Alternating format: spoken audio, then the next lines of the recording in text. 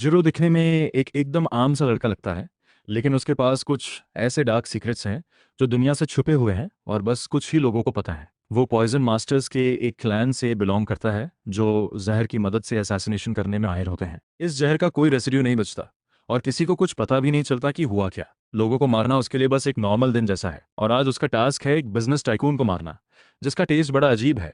वो body builders के ऊपर बैठकर चेयर प्लैंक्स करवाता है और सिगरेट मेरे पापा से भी ज्यादा पीता है एक बार में। ये मोटा आदमी पूरी दुनिया का सबसे बड़ा स्कम लगता है क्योंकि उससे अपने प्रॉफिट के सिवा किसी चीज की परवाह नहीं। वो अपने ह्यूमन शेयर में से किसी एक हाथ का यूज करता है सिगरेट बुझाने के लिए। जबकि वाइन सर्व हो रही होती है उसके पास अपना पर्सनल वाइन टेस्टर भी है जो चेक करता है कि वाइन में जहर तो नहीं। पर टेस्टर कहता है कि वाइन एकदम फाइन क्वालिटी की है और पीने में कोई प्रॉब्लम नहीं। वाइन सबको सर्व होती है और मोटा आदमी टोस्ट देकर एक बड़ा सा घूंट लेता है, पर तुरंत समझ जाता है कि कुछ गड़बड़ है। उसका गला पूरी तरह चोक हो जाता है और मुंह से खून आने लगता है सांस लेने में स्ट्रगल करते हुए। तुरंत वाइन टेस्टर को पकड़कर टेबल पर पटक दिया जाता है। वो चिल्लाता है, रोता है कि वो कल्प्रिट नहीं है, उसे जहर के बारे में कुछ नहीं पता। असली कल्प्रिट तो कोई और नहीं बल्कि पॉइजन मास्टर जिरो ही है जो वेटर बनकर डिस्गाइज में था और बिना किसी का अटेंशन खींचे स्मूथली वहां से निकल जाता है। एक इंसान को मारने के बाद भी जिरो को कोई फर्क नहीं पड़ता, जैसे ये उसके लिए बस एक और दिन हो। पर वापस जाते हुए वो एक खूबसूरत लड़की को देखता है जो एक फैंसी कार में बैठे आदमी को किस कर रही है। चलते चलते उस लड़की को घूरते हुए वो एक पोल से टकरा जाता है। फिर वो घर वापस आता है जहां उसकी सिस्टर डिनर टेबल पर उसका वेट कर रही होती है। बिना एक शब्द बोले वो अपना बच्चों जैसा खाना मिक्स करना शुरू कर देता है, जबकि उसकी सिस्टर उससे जॉब के बारे में हर तरह के सवाल पूछने लगती है। वो पूछती है उसने उस पॉइजन टेस्टर को कैसे फूल किया, क्योंकि वो आदमी तो अपने काम में बहुत बड़ा हॉटशॉट माना जाता था। पर जीरो सिंपल जवाब देता है कि उसने हर दिन थोड़ा थोड़ा जहर उस वाइन टेस्टर के ड्रिंक में मिक्स किया ताकि उसमें इम्यूनिटी बन जाए, और जब उसे यकीन हो गया कि वो एक डेडली डोज भी सर्वाइव कर लेगा तब उसने अटैक किया। यही रीजन है कि वाइन पीने पर भी टेस्टर को कुछ नहीं हुआ, पर मेन टारगेट पूरी तरह खत्म हो गया बिना किसी इश्यू के। उसकी सिस्टर क्लैन की इस चतुराई से इंप्रेस लगती है, पर फिर सक्सेशन का टॉपिक उठाती है। उनकी ग्रैंडमदर, जो क्लैन की करंट हेड पॉइजन मास्टर है, चाहती हैं कि बच्चे ये टाइटल ले लें क्योंकि वो बूढ़ी हो रही हैं और ज्यादा दिन नहीं रहेंगी। पर पॉइजन मास्टर बनने के लिए शादी करना जरूरी है ताकि ये पक्का रहे कि टाइटल उस इंसान के साथ खत्म ना हो जाए और आगे बच्चों को मिल जाए। जीरो की सिस्टर दुर्भाग्य से एक LGBTQ रेनबो कैंडिडेट है, इसलिए वो अपनी गर्लफ्रेंड के साथ कोई बच्चा पैदा नहीं कर सकती। जिरो शादी करने से इनकार करता है क्योंकि वो किसी लड़की को इस खतरनाक जिंदगी में नहीं घसीटना चाहता। पर उसकी ग्रैंडमदर उसकी शादी को लेकर इतनी ऑब्सेस्ड थी कि उसने ऑलमोस्ट उसे फैमिली की लेसर ब्रांच की एक लड़की से शादी करने पर मजबूर कर दिया था, पर वो किसी तरह बच गया। डिनर खत्म करते हुए उसे अपने बेस्ट फ्रेंड का टेक्स्ट आता है जो बग मास्टर है। वो उससे मिलने जाता है और उसे गजीबो के पास इंतजार करते पाता है, हाथ में शराब लिए। ये वियर्डो अपने मास्क में एक तरांचुला जैसा कुछ छुपाए हुए है और उसके चेहरे पर सेंटीपीड जैसा स्कार है। दोनों बैठकर पीते हुए बात करते हैं और तभी बग मास्टर बताता है कि वो जल्दी शादी करने वाला है। वो जिरो को एक लड़की की फोटो दिखाता है, बताता है कि वो उसे जैसा है वैसा ही एक्सेप्ट करती है और फाइनली उसे कोई मिल गया है जिनके साथ वो जिंदगी स्पेंड कर सकता है जिसे उससे डिस्कस नहीं होती। ये बात जिरो के अंदर एक तरह की लॉन्गिंग जगा देती है जो उसे पता ही नहीं थी, क्योंकि वो भी ऐसी जिंदगी चाहता है किसी के साथ जो उसे वैसा ही प्यार करे जैसा वो है। जिरो बग मास्टर को कंग्रेचुलेट करता है जो स्टाइलिश तरीके से वहां से निकल जाता है। उसके शूज से ढेर सारे बग्स निकलकर उसे ले जाते हैं जैसे वो बर्फ पर स्केटिंग कर रहा हो। जीरो सोचता है कि क्या उसे कभी कोई स्पेशल इंसान मिलेगा, पर फिर डिसाइड करता है कि उसे ऐसी बातों पर ज्यादा नहीं सोचना चाहिए जो सच नहीं है। अगली सुबह उसे अपने एक रेगुलर कॉन्टैक्ट का कॉल आता है जो एक कंपनी चलाता है और बहुत कम प्राइस में क्लीन अप सर्विसेज देता है ताकि एक कॉमन आदमी भी अफोर्ड कर सके। और वो अक्सर जीरो को ही यूज करता है क्योंकि उसका तरीका सबसे क्लीन और सबसे प्रोफेशनल है। ब्लॉन्ड आदमी उसे एक रूम में ले जाता है जहां दो लड़कियां जीरो के ऊपर आने लगती हैं और ब्लॉन्डी कहता है कि ये लड़कियां उसकी सेक्रेटरी कम असासिन्स हैं, पर ऑड जॉब्स भी कर सकती हैं। जीरो को इसमें कोई इंटरेस्ट नहीं है।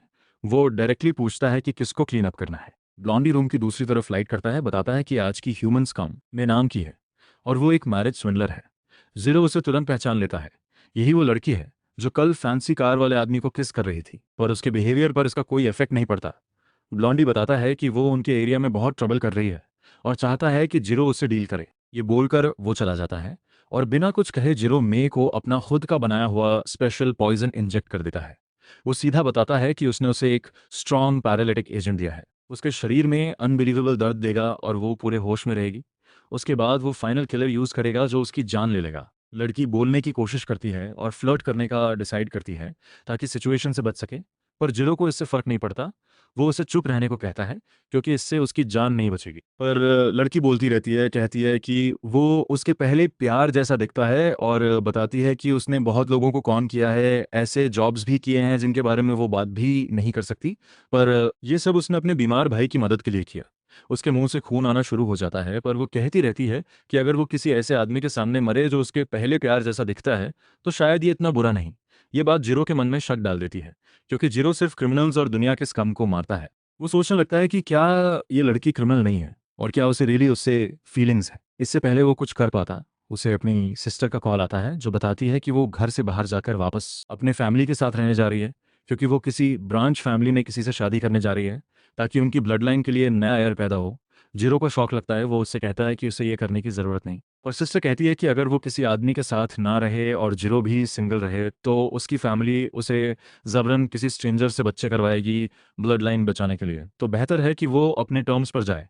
उसे अपनी गर्लफ्रेंड से अलग होना होगा, पर जीरो उसे ऐसा ना करने को कहता है। और वो गुस्से में पूछती है कि क्या वो इंस्टेड में किसी से शादी करेगा। तब वो उसे रुकने को कहता है और तुरंत मे की तरफ मुड़कर पूछता है कि क्या वो रियली उसे पसंद करती है, और अगर हाँ तो क्या वो उससे शादी करेगी। तुरंत मे हंसने लगती है, कहती है कि वो बस उसके साथ खेल रही थी, उसका वो लॉन्गिंग वाला लुक देखना चाहती थी। वो कहती है कि एक इंसान जो उसे किसी भी टाइम मार सकता है ऑब्वियसली उसके लिए गुड मैच नहीं। पर जीरो का माइंड बन गया है और वो अपना दिल खोल देता है। कहता है कि उसने कभी स्कूल या कॉलेज नहीं गया, इसलिए उसे कभी किसी से मिलने का मौका नहीं मिला, और चाहे वो कितना भी सिग्मा मेल बनने की कोशिश करे, सच में वो किसी और नॉर्मल लड़के जैसा ही है जो एक केयरिंग और लविंग औरत चाहता है। वो पूछता है कि क्या वो उसकी मदद करेगी एक ऐसी लड़की ढूंढने में जिससे वो शादी कर सके, और प्रॉमिस करता है कि अगर वो मान जाए तो वो उसे और उसके भाई दोनों को जिंदा रखेगा। मैं कंफ्यूज्ड और ब्लड से लथपथ है। पर इससे पहले वो जवाब दे पाती, ब्लॉन्डी अपने गूंस के साथ रूम में आ जाता है, जिरो को जॉब पूरी करने को कहता है और एक वार्निंग शॉट चलाता है उनके पास। मे कहती है कि यही उनकी स्टोरी खत्म होती है, पर जिरो जवाब देता है कि वो गलत है, ये तो उनकी स्टोरी की शुरुआत है।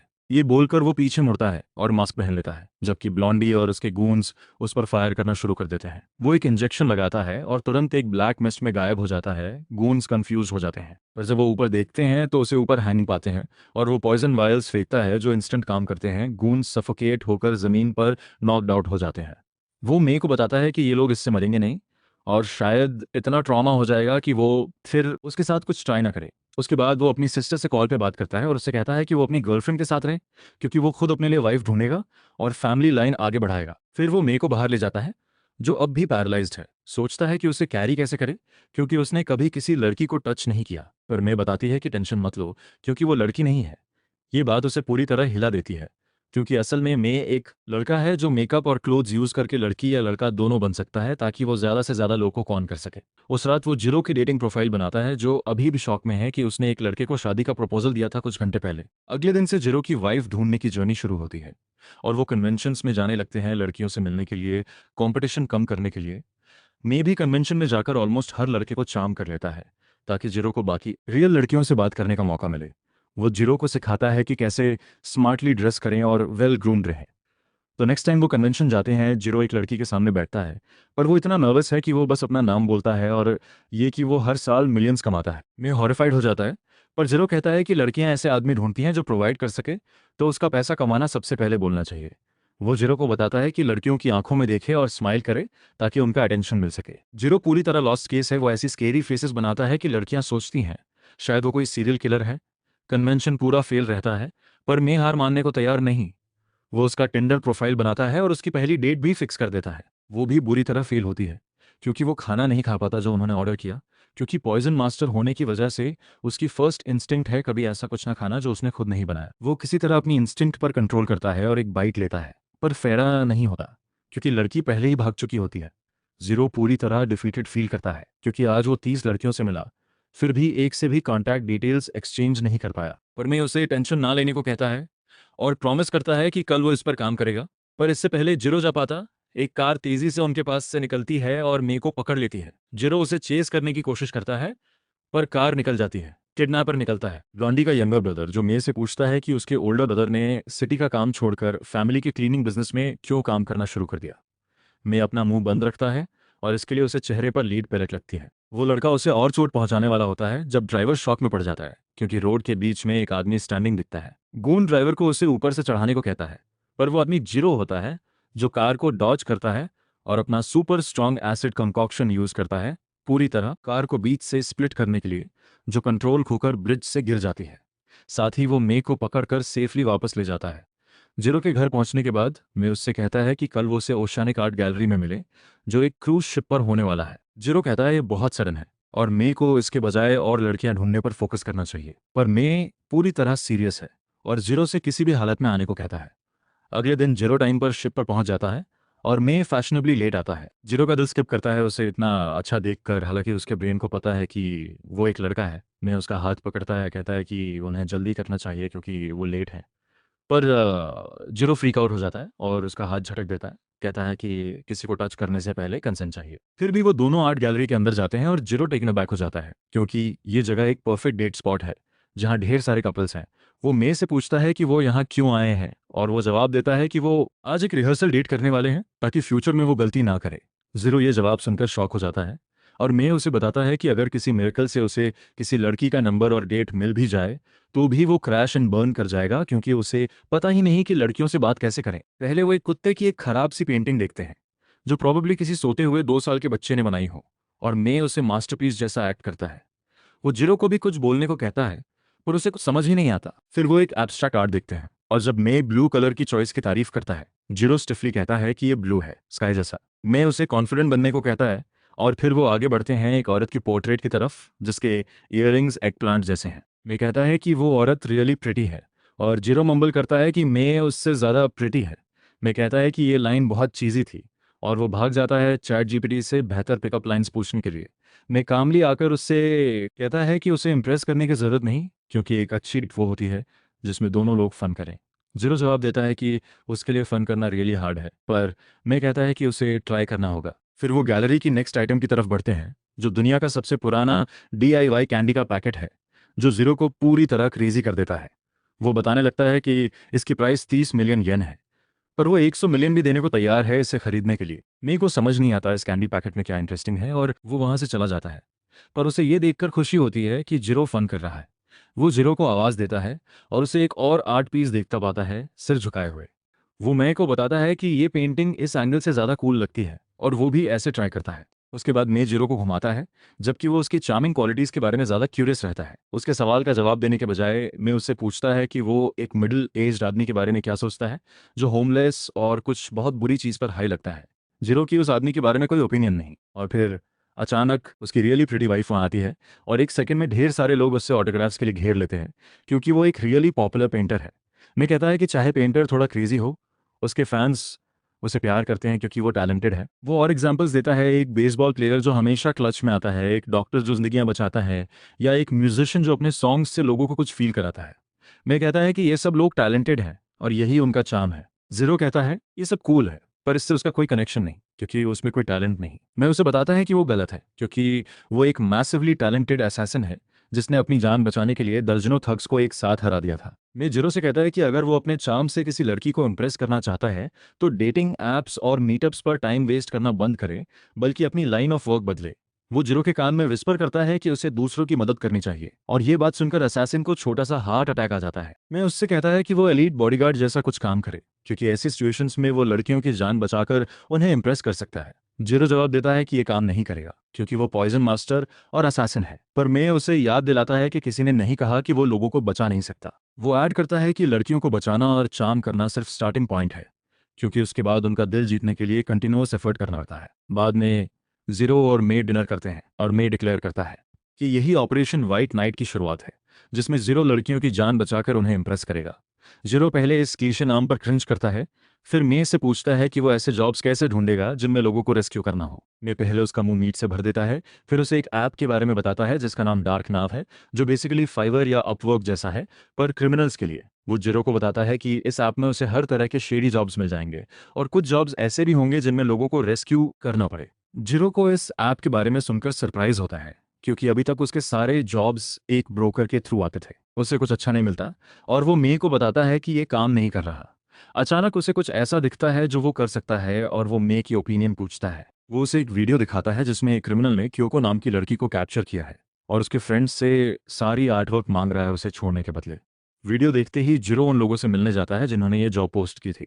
और जानता है कि क्योको नाम की लड़की एक्चुअली एक आर्ट थीफ है, पर पर्सनल फायदे के लिए आर्टवर्क्स चोरी करने के बजाय वो उन्हें असली ओनर्स को रिटर्न करने के लिए चोरी करती है। उसके टीममेट्स उसे हर हाल में बचाना चाहते हैं, पर उनके पास स्किल और स्ट्रेंथ की कमी है। इसलिए उन्होंने डेस्परेटली ये रिक्वेस्ट डार्क नाव पर पोस्ट की। जिरो उनकी प्रेजेंटेशन सुनकर साइलेंट हो जाता है और वो सोचते हैं कि वो शायद रिक्वेस्ट एक्सेप्ट नहीं करेगा क्योंकि फ़ी बहुत कम है। वो सोचते हैं कि क्या उन्हें अपने ऑर्गन्स बेच देने चाहिए या अपने पेरेंट्स की सेविंग्स चोरी करनी चाहिए अपने नेता को बचाने के लिए।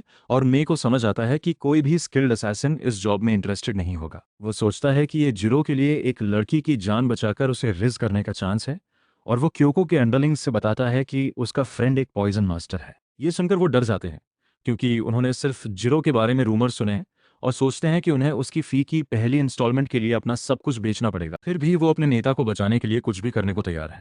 पर तभी जिरो अपना हाथ उठाता है क्योंकि उसका एक सवाल है। सब उससे डरे हुए हैं, पर जिरो बस ये जानना चाहता है कि क्या क्योको को चश्मा पहनने वाले आदमियों से कोई प्रॉब्लम है। उसी टाइम पर जिसने क्योको को कैप्चर किया है वो एक शिप का कैप्टन है जिसने पेंटिंग्स खरीदने, चुराने और लूटने से अपनी कलेक्शन बनाई है। वो क्रीपी तरीके से पेंटिंग को चाटता है जैसे कि ने प्रोटेस्ट में केचप फेंका हो।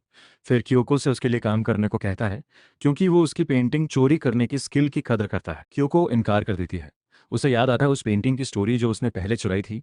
पेंटिंग में जो वुमन थी वो एक फेमस आर्टिस्ट की बेटी थी, और पेंटिंग का ओनर उस वुमन का हस्बैंड था जिसे कैप्टन ने मारकर वो पेंटिंग चुराई थी। उस आदमी ने क्योको से रिक्वेस्ट की थी कि वो पेंटिंग वापस ला दे उसके और उसकी बेटी के लिए क्योंकि वो उनके लिए रियली स्पेशल है। क्योको कैप्टन से कहती है कि उसने उस लड़की से प्रॉमिस किया है कि वो उसकी माँ की पेंटिंग वापस लाएगी। ये सुनकर कैप्टन अपने हायर असैसिन से कहता है कि उसका हौसला तोड़ दे। इसी बीच जिरो और मे क्योको को ट्रैक करते हुए शिप पर वापस आते हैं, और मे खुश नहीं है कि जिरो ने लड़की को बचाने से पहले ही अपने अल्टीरियर मोटिव्स रिवील कर दिए। वो जवाब देता है कि सब ठीक है, और वो क्योको पर लगे जीपीएस ट्रैकर को फॉलो करते हैं। पर स्टेयर्स चढ़ते ही 2+ साइज गार्ड्स मे पर गन पॉइंट कर देते हैं। जिरो तुरंत आगे आकर हम्प्टी और डम्प्टी को एक स्प्लिट किक से गिरा देता है, पर मे ने अपनी कॉन्फिडेंस खो दी है। वो घर वापस जाना चाहता है, पर जिरो कहता है कि उसे लड़की से बात करने में मदद चाहिए। वो ट्रैकर फॉलो करते हैं और जिरो कहता है कि उसकी प्लान है क्योको को डेट पर ले जाने की, मैरिज के इंटेंशन के साथ। मैं तुरंत इस आइडिया को रिजेक्ट कर देता है क्योंकि इससे वो रिजेक्ट हो जाएगा, और उसे प्रेजेंट पर ज़्यादा फोकस करने को कहता है, फ्यूचर के गोल पर नहीं। तभी कुछ गार्ड्स उन्हें रुकने को कहते हैं, पर जिरो बिना किसी प्रॉब्लम के सबको ब्लडी और सेंसलेस कर देता है। इसी बीच मैं उसे लेक्चर देता है कि क्योको डरी और लोनली होगी, और जब वो उसे दिखे तो उसे मैरिज की बात करने के बजाय बताना चाहिए कि वो उसे बचाने आया है। इसी बीच शिप का कैप्टन क्योको पर गन पॉइंट करता है और वो हंसती है, कहती है कि उसे डेथ से डर नहीं लगता। पर कैप्टन अगली बार गन पेंटिंग पर पॉइंट करता है और क्योको पैनिक कर जाती है क्योंकि उसके लिए वो प्रॉमिस अपनी जान से ज़्यादा इंपॉर्टेंट है। वो कैप्टन के लिए काम करने और उसकी साइड चिक बनने को मान जाती है, और जैसे ही वो अपनी विक्ट्री एंजॉय करना शुरू करता है उसका हाथ पिघल जाता है और गिर जाता है। जमीन पर उससे कलरफुल लिक्विड निकलता है जो ऑनेस्टली किसी ह्यूमन बॉडी से नहीं निकलना चाहिए। वो डर जाता है और सोचता है किसने उस पर अटैक किया, जब अचानक पेंटिंग वाली वुमन की गोस्ट निकलकर उसे हेल फायर से जला देती है। या कम से कम वो ये इमेजिन कर रहा होता है क्योंकि वो जिरो के पॉइजन के असर में है। जिरो ने रूम की मेटल वॉल्स में एक होल काट दिया है और क्योको के पास आकर अपना इंट्रोडक्शन देता है। वो उससे कहता है कि वो सेफ है क्योंकि वो अब वहां है। उसकी फर्स्ट रिएक्शन होती है कि वो उस जैसे मास्टर की फी अफोर्ड नहीं कर पाएगी। जिरो तुरंत मे की तरफ मुड़ता है क्योंकि उसे इसका जवाब देना नहीं सिखाया गया, और मे स्टेप इन करने का डिसाइड करता है। वो पहले क्योको के पैर अनटाई करने की कोशिश करता है जब अचानक डाइविंग सूट पहना हुआ आदमी लड़की को पकड़कर पीछे कूद जाता है। शिप का कैप्टन भी होश में आ जाता है और वाटर मास्टर को इंट्रूडर्स को मार दे को कहता है। जिरो टाइम वेस्ट किए बिना अपना मास्क लगाता है और अपना खुद का बनाया सुपर सोल्जर सीरम इंजेक्ट करता है। जैसे ही मेडिसिन काम करना शुरू करती है वो दौड़कर वाटर मास्टर पर अटैक करता है, पर उसके हाथ में सिर्फ पानी आता है और पता चलता है कि वाटर मास्टर उसकी रीच से बाहर है। लकीली उसने क्योको को छोड़ दिया है और जिरो तुरंत उसे मे की तरफ फेंकता है, उसे सेफ जगह ले जाने को कहता है। मे क्योको को कैच करते हुए गिर जाता है और जिरो को बताता है कि उसे लड़कियों के साथ जेंटली बिहेव करना चाहिए। जिरो जवाब देता है कि उसे पहले क्योको को बचाना है, जेंटलनेस के लेक्चर्स बाद में सुनेगा। तभी वाटर मास्टर अपने हाथ में पानी पंप करके उसे बड़ा कर देता है और पूरी स्ट्रेंथ से जिरो पर अटैक करता है। जमीन में एक होल फाड़ देता है। जिरो उस अटैक से बुरी तरह इंजर्ड हो जाता है, पर उसके पास अपने वेपन्स पहले से री हैं अगर फाइट लंबी चले।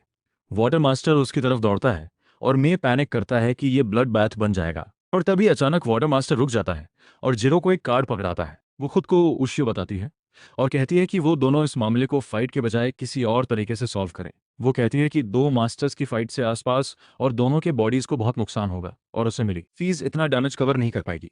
वो अचानक वाटर बेंडिंग करने लगती है और एक ऑल्टरनेटिव वे सजेस्ट करती है।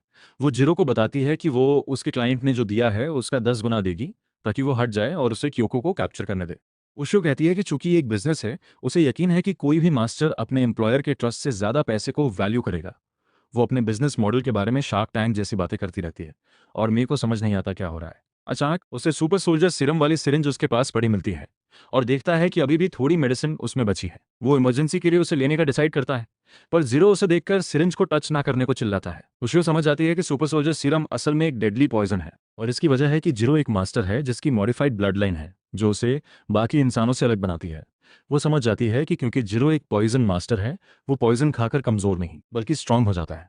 वो अपनी वाटर बेंडिंग एबिलिटीज फ्लेक्स करते हुए कहती है कि modified blood lines really amazing है। जीरो जवाब देता है कि उसकी ब्लड लाइन एक कर्स है, क्योंकि अगर वो अपने एनिमी को खत्म नहीं करता पॉइजन पूरी तरह बॉडी में फैलने से पहले, तो वो मर जाएगा। उशियो साफ समझ नहीं पाती और जीरो कहता है कि उसकी वाटर बेंडिंग स्किल्स भी शायद उसकी मॉडिफाइड ब्लड लाइन की वजह से हैं। उशियो कंफर्म करती है, कहती है कि वो पानी को मन से कंट्रोल कर सकती है और उसका डाइविंग सूट किसी भी अटैक को रेजिस्ट करने के लिए स्ट्रांग है। फिर वो जीरो से पूछती है कि क्या वो मामला सेटल करने को रेडी है, पर उसके एक्सप्रेशंस बता देते हैं कि वो मना कर देता है। उशियो अचानक गायब हो जाती है और ब्लाइंड स्पॉट से अटैक करने की कोशिश करती है, पर जीरो अटैक पढ़ लेता है और पंच मारता है, पर उसके हाथ में सिर्फ पानी आता है और उशियो एक हाई प्रेशर वाटर बुलेट चलाती है जिसे वो बड़ी मुश्किल से डॉज करता है। उसे समझ आता है कि अगर एक भी बुलेट लग जाए तो वो खत्म हो जाएगा, पर उशियो उसे अभी जाने नहीं देना चाहती।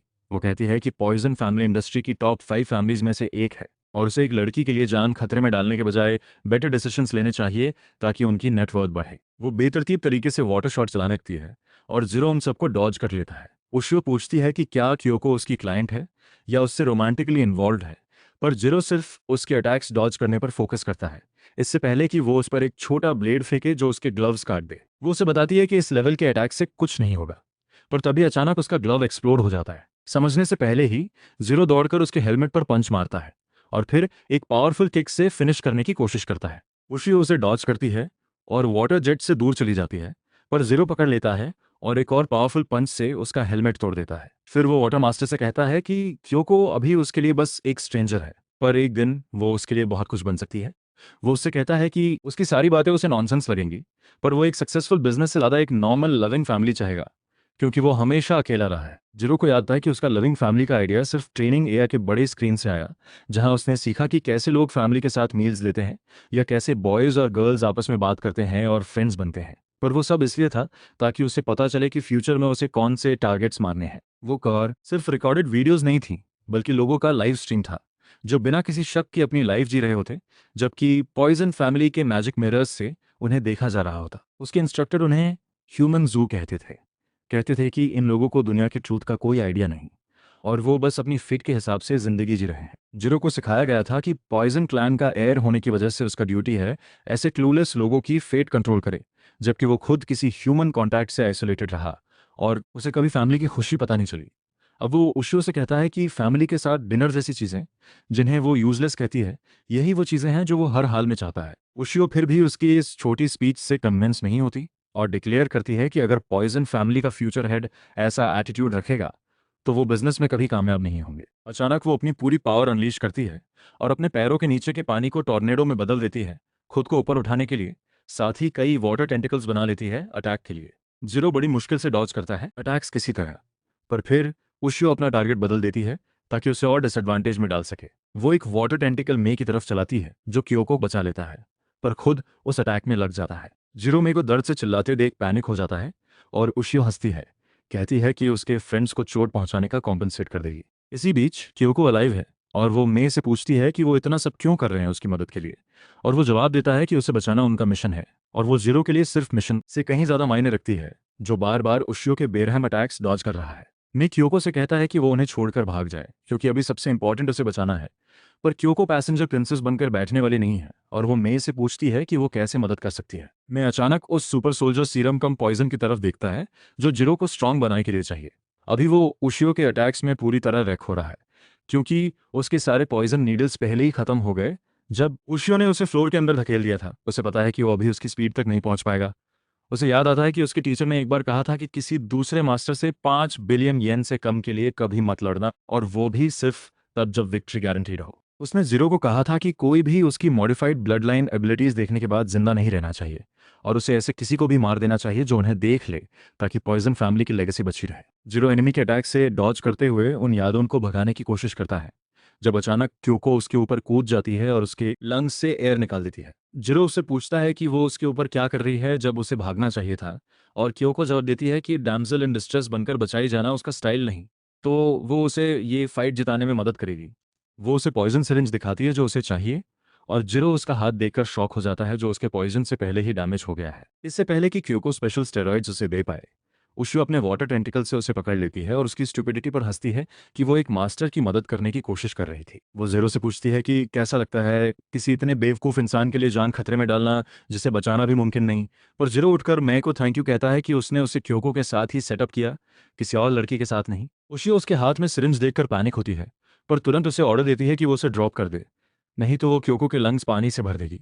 जीरो वैसा ही करता है और सिरिंज ड्रॉप कर देता है, पर उशियो को शॉक होता है कि वो एम्प्टी है और नीडल गायब है। जीरो अचानक लाइटनिंग स्पीड से उसकी तरफ दौड़ता है, और नेक्स्ट मोमेंट वो उसके पीछे होता है। वो पॉइजन नीडल उसके गले पर देता है और उशियो पैनिक हो जाती है, क्योंकि उसकी पॉइजन की वजह से उसकी पानी कंट्रोल करने की एबिलिटी चली जाती है। उसका डाइविंग सूट एक्सप्लोड हो जाता है, उसके अंदर का सारा पानी बाहर निकल जाता है। उतने में जीरो क्योको को स्टाइल से बचा लेता है। वो उशियो से कहता है कि वो अपने काम में बहुत अच्छी है, तो नेक्स्ट टाइम उसका टॉयलेट क्लॉग हो उसे पता रहेगा किसे कॉल करना है।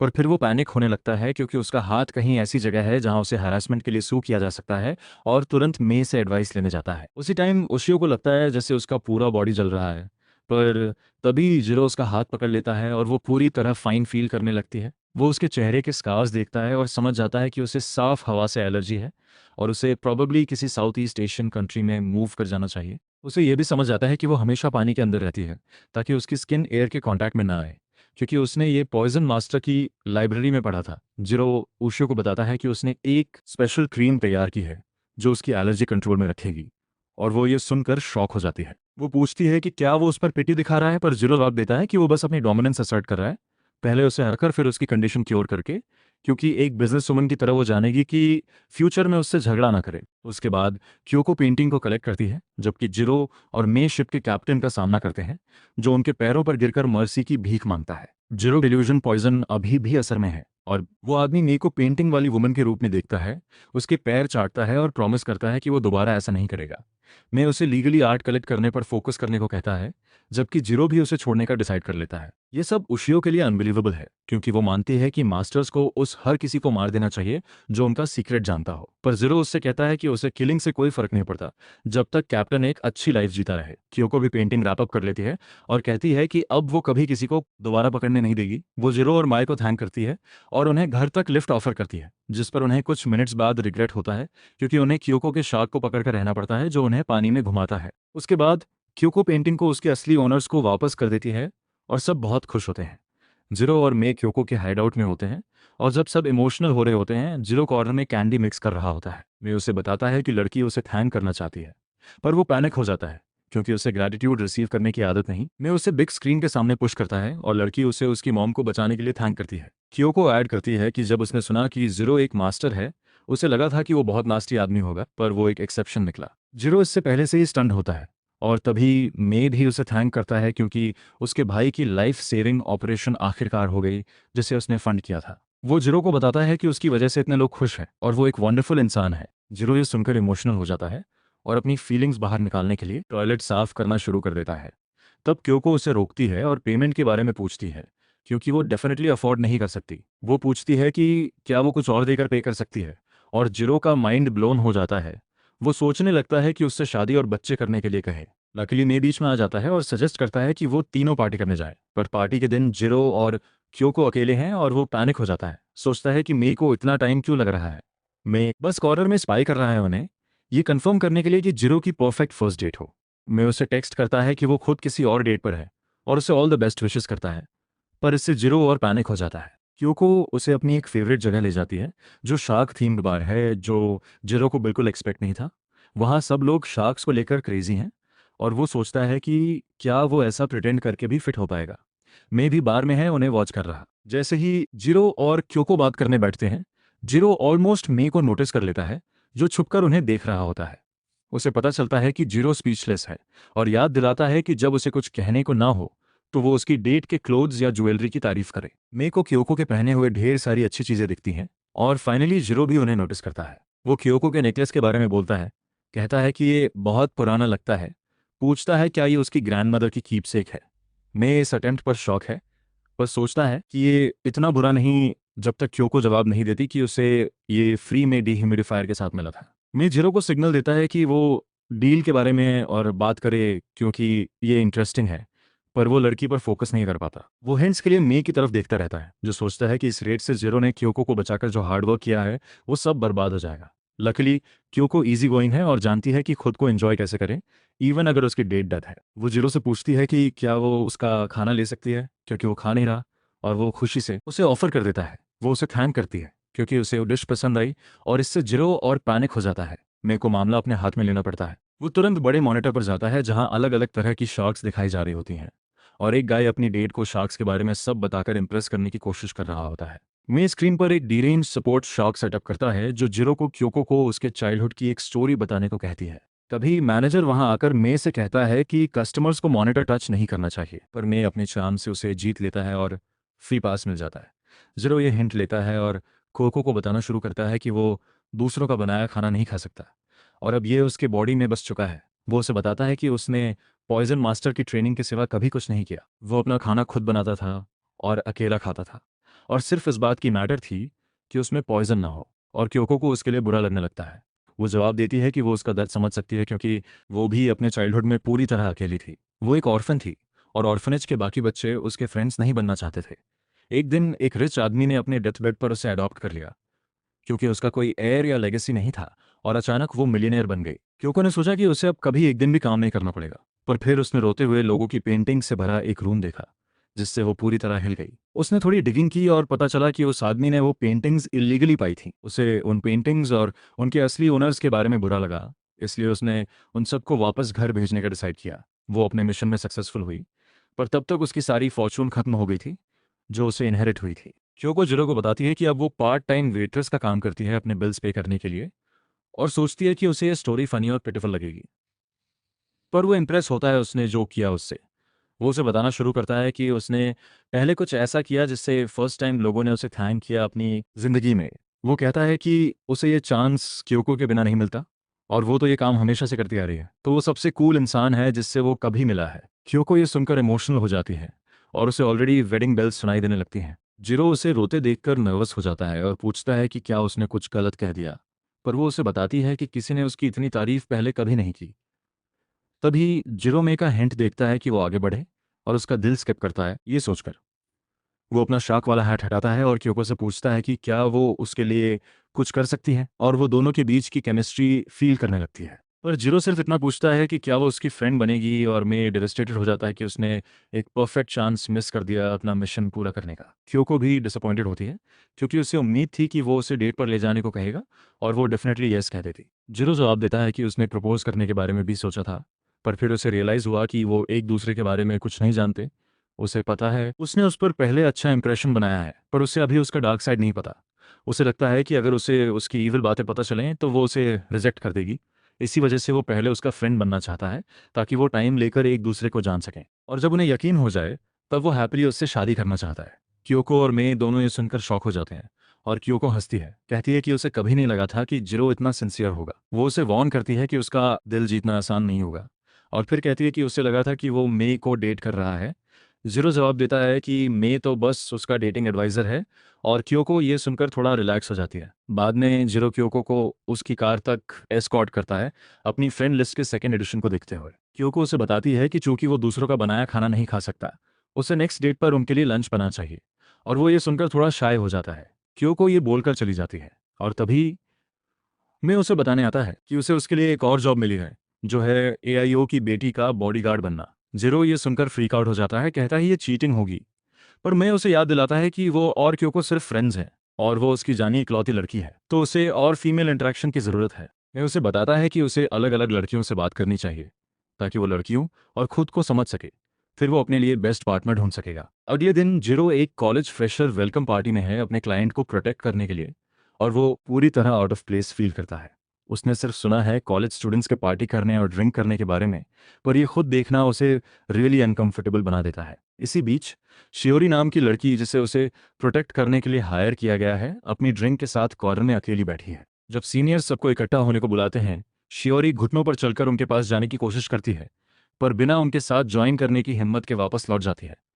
जैसे वो वापस क्रॉल कर रही होती है, दो सीनियर्स उससे बात करने आते हैं। वो पूछते हैं कि क्या उसे फन आ रहा है, पर शियोरी अचानक रोने लगती है।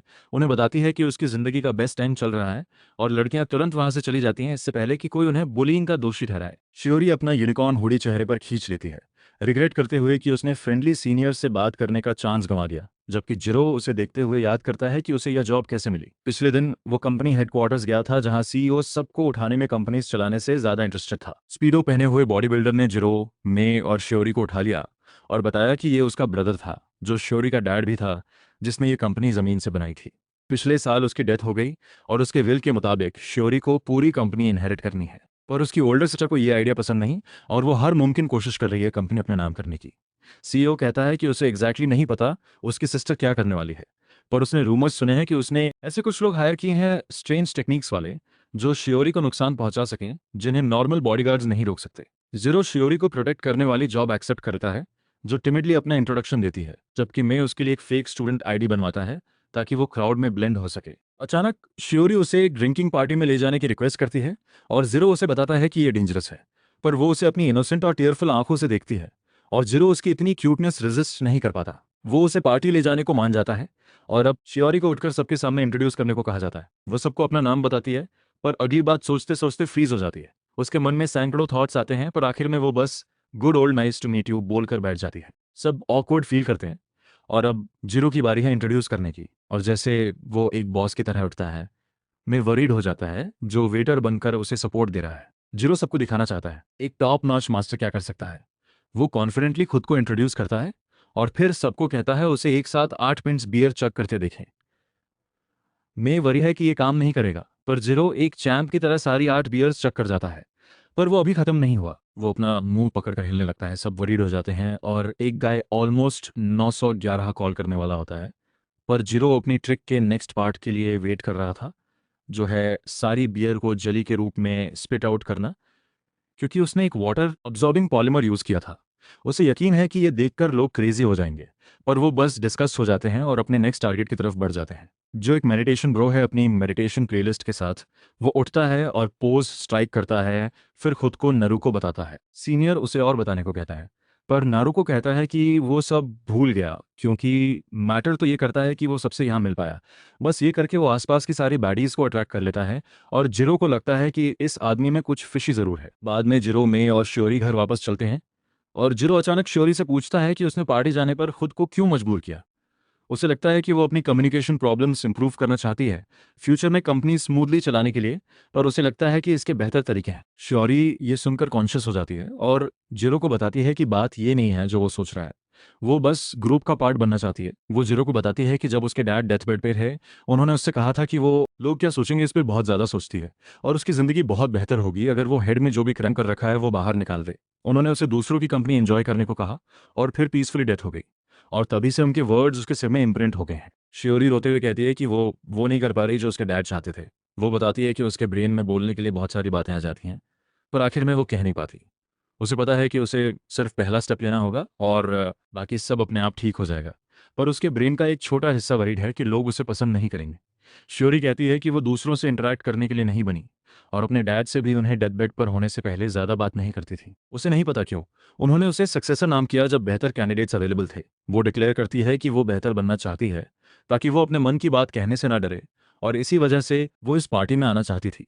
जीरो उसे एक रियलिटी चेक देता है, और याद दिलाता है कि कोई उसे मारने के पीछे है, और मैं उसे इनसेंसिटिव होने के लिए डांटता है। पर जीरो श्योरी को बताना चाहता है कि अगर वो रियली कहीं जाना चाहती है तो वो उसे नहीं रोकेगा, क्योंकि उसे यकीन है कि वो किसी भी सर्कमस्टांस में उसे प्रोटेक्ट कर सकता है। इसी बीच मेडिटेशन ब्रो नरुको निकलता है, शॉय की आंट का हायर किया हुआ असैसिन, और वो उसे रिपोर्ट करने के लिए कॉल करता है कि शॉरी का बॉडीगार्ड काफ़ी स्किल्ड है। पर उसका मैसेज रिले नहीं हो पाता, क्योंकि वो अपना फ़ोन चार्ज करना भूल गया था। कुछ हफ्तों बाद नरुको श्योरी की आंट के पास जाता है डिटेल में बताने के लिए, और पता चलता है कि वो सिर्फ उसकी बॉस ही नहीं, बल्कि उसकी शुगर ग्रानी भी है। बूढ़ी औरत नारुको को मसाज देती हुई चिल्लाती है कि 1 महीना हो गया उसे हायर किए और कोई रिजल्ट्स नहीं दिखे। वो पूछती है कि वो कब शियोरी को खत्म करने वाला है, और नारुको कामली उसे बताता है कि अभी राइट टाइम नहीं आया। बूढ़ी औरत ये सुनकर खुश नहीं है और नारुको पर चिल्लाती है, उसके पैसे वेस्ट करने को बोलती है। पर अगले ही पल वो साइलेंट हो जाती है, जैसे हिप्नोटाइज्ड हो। उसकी टोन अचानक बदल जाती है और वो कहती है कि शियोरी का बॉडीगार्ड शायद अच्छा हो, पर नारुको एक मास्टर है और कोई उसे हरा नहीं सकता। नारुको कंफर्म करता है और उससे कहता है कि वो जॉब पूरी करेगा जिसके लिए उसे हायर किया गया है। बूढ़ी औरत उसे कहती है कि या तो श्योरी को कंपनी के एयर पोजीशन से इनकार करवा दे या उसे जल्दी आफ्टर लाइफ भेज दे। अगले दिन जिरो और मे श्योरी के साथ हमेशा की तरह क्लासेस अटेंड करते हैं और मे उसे बताता है कि उसे नोट्स बनाने की ज़रूरत नहीं, क्योंकि वो असली स्टूडेंट नहीं है। पर जिरो उसे बताता है कि उसके लिए ये सब बहुत नया और एक्साइटिंग है और वो स्टूडेंट के रूप में फ़न कर रहा है। तभी प्रोफेसर उनके ग्रुप से मार्केट के एक नीश प्रोडक्ट के बारे में सवाल पूछता है और जिरो एक परफेक्ट आंसर देता है। इम्प्रेस्ड प्रोफेसर जिरो के साथ नर्ड आउट करने का डिसाइड करता है, जबकि नारुको बिल्डिंग की रूफ पर है, कुछ वियर्ड मेडिटेशन और योगा प्रैक्टिस करते हुए, जिसमें वो अपना स्टमक फुलाता और सिकोड़ता है, स्ट्रॉन्ग वाइब्रेशंस क्रिएट करने के लिए जो स्टील पाइप्स तक पहुंच सकती हैं। क्लास में वापस जिरो को अचानक लगता है कि उसका बैलेंस खो रहा है और तुरंत बाद सबको एक इमेंस प्रेशर से नीचे धकेल दिया जाता है। उसे रियलाइज होता है कि असैसिन फाइनली अपनी मूव कर रहा है और चूंकि वो उसे श्योरी से अलग नहीं कर सकता, वो सबको एक साथ अटैक कर रहा है। जिरो आसपास देखता है और पाता है कि अटैक क्लासरूम के बाहर से आ रहा है, जो उसे अनलाइकली लगता है, क्योंकि वो हमेशा ध्यान रखता है कि किसी को क्लियर लाइन ऑफ साइट ना मिले उन्हें अटैक करने के लिए। वो अपना सुपर सोल्जर सीरम पॉकेट से निकालता है जब अचानक हॉल की ग्लास विंडोज टूट जाती है और फिर रूफ भी कोलैप्स हो जाती है। जिरो नोटिस करता है कि कुछ रबल श्योरी पर गिरने वाला है, तो वो जल्दी से अपने अंदर सुपर सोल्जर सीरम इंजेक्ट करता है और उसे बचाता है। कुछ सेकंड्स बाद पूरा रूम डेब्री से ढक जाता है और जिरो आसपास देखता है ये जानने के लिए कि ये डिजास्टर किसने किया। उसे यकीन है कि कोई एक्सप्लोजिव गैस इतने ओपन एनवायरनमेंट में काम नहीं करेगा और सिर्फ एक चीज़ ऐसा कर सकती है। उसे समझ आता है कि साउंड मास्टर इसके पीछे है, क्योंकि सिर्फ वही ऐसा पावरफुल और प्रिसाइज अटैक इतनी दूर से कर सकता है। उसी टाइम नारुको ने भी जिरो को स्पेशल मेडिसिन इंजेक्ट करते देखा है, जो उसे सुपर ह्यूमन स्ट्रेंथ और स्पीड देती है। दोनों मास्टर समझ जाते हैं वो किससे डील कर रहे हैं और वो एक दूसरे का सामना करने के लिए काफ़ी एक्साइटेड हो जाते हैं। बाद में जिरो श्योरी के अंकल को कॉल करता है उन्हें अटैक के बारे में बताने के लिए और कि उनकी नीज सेफ है। वो श्योरी को बताता है कि उन्हें लो प्रोफाइल रहना चाहिए, क्योंकि उसकी लाइफ पर और अटैक्स होंगे, और वो कैंपिंग ट्रिप के पोस्टर को देखती रहती है जो नेक्स्ट डे ऑर्गेनाइज होने वाला है। मैं जिरो से पूछता है कि क्या उन्हें ट्रिप स्किप करनी चाहिए, पर वो डिसीजन श्योरी पर छोड़ता है, जो बारी में अपने अंकल से हेल्प के लिए जाती है। मिस्टर बम वर्कआउट करते हुए श्योरी को ट्रिप जाने को कहता है, क्योंकि उसे पता है वो इसका कितना इंतजार कर रही थी। वो चाहता है कि वो कॉलेज में फ्रेंड्स बनाए और श्योरी को बताया है कि जीरो और मे उसे किसी भी डेंजर से सेफ रखेंगे। अगले दिन श्योरी जीरो और मे के साथ एक्साइटेड होकर ट्रिप के लिए निकल जाती है, बिना ये रियलाइज किए कि उसके अंकल ने उसे परमिशन क्यों दी। असल में उसे नारुको ने हिप्नोटाइज किया था। बाद में जीरो और बाकी बस में है और वो श्योरी के बगल बैठता है, जो पीसफुली सो रही है। जीरो को रियलाइज होता है कि श्योरी अपने घर पर भी सेफ नहीं है, तो उन्हें उसे वो करने देना चाहिए जो वो चाहती है। उसे नहीं पता कब साउंड मास्टर अटैक करेगा, तो वो हर टाइम अलर्ट रहना चाहता है और जब भी वो दिखे उसे फिनिश करना चाहता है। इस बीच नारुको उसी बस में है अपने हिप्नोटाइज्ड गर्ल्स के हैरम के साथ, जो उसके हाथ पर बने काउंटडाउन टैटू को लेकर क्यूरियस है। वो उन्हें बताता है कि ये एक बहुत इंपॉर्टेंट प्रॉमिस की याद है और क्रीपीली स्माइल करता है, जबकि लड़कियां उससे क्लिंग करती रहती हैं। जल्दी वो कैंपिंग बेस पहुंच जाते हैं और जिरो बारबेक्यू ग्रिल ले लेता है, क्योंकि मे ने बताया था कि जो लड़के कुक कर सकते हैं उन्हें लड़कियां हस्बैंड मटेरियल मानती हैं। वो सारे इंग्रेडिएंट्स हवा में फेंकता है और फिर स्क्यूअर्स शूट करता है, जो परफेक्टली उन्हें पियर्स कर कर ग्रिल पर लैंड होते हैं। कुछ लोग उसकी स्किल से रियली इंप्रेस्ड होते हैं और उसके आसपास इकट्ठे हो जाते हैं, जबकि श्योरी दूसरों को खाना ऑफर करके सोशलाइज करने का डिसाइड करती है, पर वो लाउडली बोल नहीं पाती, इसलिए कोई उसकी बात नहीं सुनता और वो डिप्रेस्ड हो जाती है। जीरो ये नोटिस करता है और मे को बताता है कि उन्हें उसकी मदद करनी चाहिए, पर वो जवाब देता है कि श्योरी ने उन्हें उसे अकेला छोड़ने को कहा था, क्योंकि वो खुद ये बात सॉल्व करना चाहती थी। इसी बीच श्योरी कंफ्यूज्ड है कि क्या करे, पर फिर उसे एक आइडिया आता है और वो तुरंत अपने बैग में ढूंढना शुरू करती है। कुछ मोमेंट्स बाद वो एक मैजिकल गर्ल कॉस्ट्यूम पहनकर निकलती है और ग्रुप के कुछ वीब्स उसे ऑलरेडी अट्रैक्टिव फाइंड करते हैं। मे और जीरो ईगरली उससे वॉच करते हैं और फिर श्योरी सबको एक मैजिक ट्रिक दिखाती है, एक एम्प्टी प्लेट में नूडल्स अपीयर करवाकर। सब इंप्रेस होते हैं, पर श्योरी ट्रिक का नेक्स्ट पार्ट गड़बड़ कर देती है, जिससे सब उस पर हंसने लगते हैं। दिन के एंड में ने उसकी ट्रिक की तारीफ करता है और शोई कहती है कि उसे लगा था वो शब्दों में अच्छी नहीं है, इसलिए उसने जीरो की तरह एक पार्टी ट्रिक ट्राई कर दी फर्स्ट डे की तरह। वो ये सुनकर थोड़ा एम्बैरेस हो जाता है, पर उनका मोमेंट इंटरप्ट हो जाता है जब एक सीनियर एक लोकल गॉड के बारे में हॉरर स्टोरी बताना शुरू करता है, जो रेन लाने के लिए सैक्रिफाइसेस मांगता था। पर यह स्टोरी एआई जनरेटेड स्लॉप निकलती है ताकि वो टेस्ट ऑफ करेज स्टार्ट कर सके, जिसमें लोगों को श्राइन तक पेयर्स में जाना होता है। सारी लड़कियां नारुको को ढूंढने लगती हैं ताकि वो उसके साथ टेस्ट ऑफ करेज कंप्लीट कर सके, पर वो फॉरेस्ट में ऑलरेडी एक निंजा की तरह थ्रेड्स के वेब पर दौड़ रहा होता है, डिक्लेयर करते हुए कि आज वो अपना जॉब खत्म करेगा और शियोरी को खत्म करेगा और शियोरी को खत्म करेगा। इसी बीच college students test of courage के लिए इकट्ठे हो जाते हैं और उनका सीनियर उन्हें बताता है कि नॉर्मली वो श्राइन को गोल रखते, पर रूट एक डेंस फॉरेस्ट से होकर जाता है। वो कहता है कि वो नहीं चाहते कि कोई बेयर्स और वुल्व्स का स्नैक बन जाए, इसलिए स्टूडेंट्स को बीच रास्ते में एक फोटो स्टैंड ढूंढकर सेल्फी लेनी होगी, ये प्रूफ करने के लिए कि वो वहां गए। सब इससे एक्साइटेड हैं, पर जिरो को ये सब बेहद चाइल्डिश लगता है। कुछ मिनट्स बाद वो शियोरी के साथ टेस्ट ऑफ करेज पर जाता है, जो टिमिडली उसके कोट को पकड़े हुए है। जिरो को याद आता है कि मे ने पहले उसे बताया था कि ये उसका बिग चांस हो सकता है शियोरी के करीब आने का, क्योंकि कोई भी चीज़ दो लोगों को इतना करीब नहीं लाती जितना थोड़ा सा डेंजर। मैंने उसे टीज किया था कि अगर ये वर्क नहीं किया तो उसे फर्स्ट मूव लेने का बेटर चांस नहीं मिला। अचानक उसके थॉट्स टूट जाते हैं जब श्योरी ऑकवर्डली उसे साथ रहने के लिए थैंक करती है। उसे लगता है कि जिरो उससे लोकी हेट करता होगा इतनी पेन इन इज रियर बनने के लिए। वो कहती है कि अगर वो घर पर ही रुकी रहती तो उसका जॉब बहुत ईजी हो जाता। जिरो उसे बताता है कि सब ठीक है, क्योंकि वो जहां भी जाती उतना ही डेंजर में रहती। वो फिर उसे अपने सारे वरीज भूलकर ट्रिप एंजॉय करने को कहता है, क्योंकि वो सबके लिए बेस्ट होगा। जिरो कहता है कि लोगों को ऐसे एंजॉय करने का चांस बार बार नहीं मिलता और श्योरी को इसे वेस्ट नहीं करना चाहिए सिर्फ इसलिए कि कोई उसकी जान के पीछे है। वो स्माइल करते हुए कहता है कि वो उसे असैसिन से प्रोटेक्ट करेगा जब वो टाइम आए। उसका रिस्ट श्योरी पर काम करना शुरू करता है, पर तभी वो कटआउट तक पहुंच जाते हैं और श्योरी उसे देखकर चीख पड़ती है। जिरो उससे कहता है कि उन्हें जल्दी से एक सेल्फी लेनी चाहिए, पर उसे सेल्फी स्टिक ऑपरेट करना नहीं आता, जो बेबी बूमर्स भी यूज कर सकते हैं। शियोरी सेल्फी क्लिक करने का वॉलंटियर करती है, पर जब वो चेक करती है उसे जिरो के फेस की जगह एक मिस्टीरियस सिंबल मिलता है। वो आसपास पूछने के लिए देखती है, पर शॉक में पाती है कि जिरो वहां नहीं है। श्योरी पैनिक होकर जिरो को ढूंढते हुए दौड़ने लगती है। आखिर उसे एक बड़े गिरे हुए पेड़ के पास पाती है। वो उसे देखकर रिलीव्ड होती है, पर तभी अचानक zero tick tech to monster में बदल जाता है और उस पर रश करता है। शियोरी चीखती है और जितनी तेज हो सके भागती है और श्राइन पहुंच जाती है जैसे ही मॉन्स्टर उसे पकड़ने वाला होता है। वो दरवाज़ा बंद कर देती है और सोचती है कि वो सेफ है, पर फिर आसपास देखती है और एक नूस लटकती पाती है रूफ से। वो कंफ्यूज्ड और टेरिफाइड है जब अचानक मॉन्स्टर उसके सामने आता है और उसकी तरफ बढ़ने लगता है। शियोरी इतनी डरी हुई है कि मूव भी नहीं कर पाती, पर फिर मॉन्स्टर उसके डेड फादर का फॉर्म ले लेता है।